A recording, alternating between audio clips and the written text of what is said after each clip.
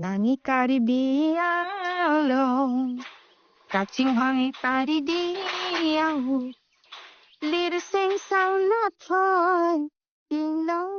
पहाड़ संगीतर बुलबुल श्रीमती पोखिला लेक तेपी पद्मश्री 2026।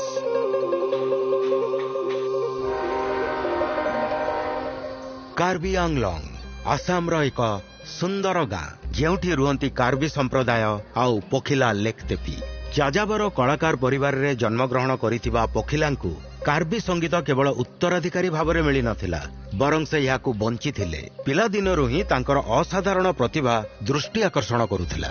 संगीतर ए प्रकारर स्वरूप सहित तांकर गभीर संपर्क तांको अनुभव कराइला जे एही ऐतिह्य संकटग्रस्त अवस्थारे कार्बी संगीत केवल वयस्कों भितर सीमित थिला। से समय कार्बी गीत तो थिला किंतु प्रदर्शन करिबार बेसी सुजोग मिलु नथिला। प्रतिबंधक अनेक थिला। दारिद्रतार निरंतर प्रभाव थिला आउ परंपरा महिला मानंकु सार्वजनीन मंचरु दूरेई रखुथिला। वर्ष वर्ष धरी पोखिला पृष्ठभूमि रे रहिला मरणशील कलार एक नीरव प्रहरी साजी किंतु तांको स्वर गोटिए क्षेत्र रे सीमित रही परिबा भली नथिला।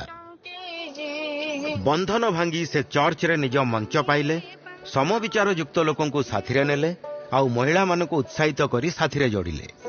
से दुर्गम अंचल रे बुलिले वयस्क मानंकु भेटी लुप्त प्राय कलार डॉक्यूमेंटेशन कले। आपण गीतर बोल लिखंतु ताकु स्वर रे सजांतु आमे सबु प्रकार रे सहाय्य करूथिलु आ हमर सांग्री म्यूजिक सोसाइटी माध्यम रे आमे एही गीत गुडी को उपस्थापन कलु। स्थानीय आकाशवाणी प्रसारण रु नेकी निजर प्रथम कैसेट कंगन रो दुस्साहसिक प्रयोजन पर्यंत से कार्बी आत्मा को जातीय गठन रे बुणीबा आरंभ कले। गुरुत्वपूर्ण मोड़ सेबे आसिला जेतेबेले से जुबिन गर्ग सहित निज कला प्रदर्शन कले। आधुनिक ऊर्जा सहित प्राचीन मंत्रगुड़ी को उपस्थापन करी नूतन पीढ़ी को आकर्षित कले।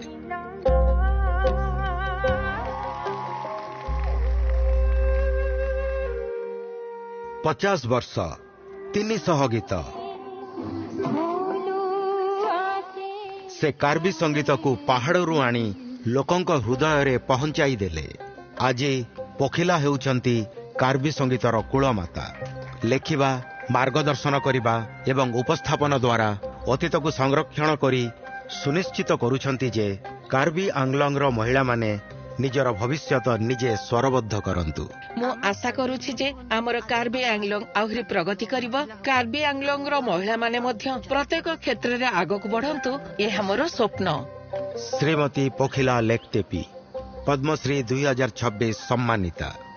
कोटि कोटि नमस्कार।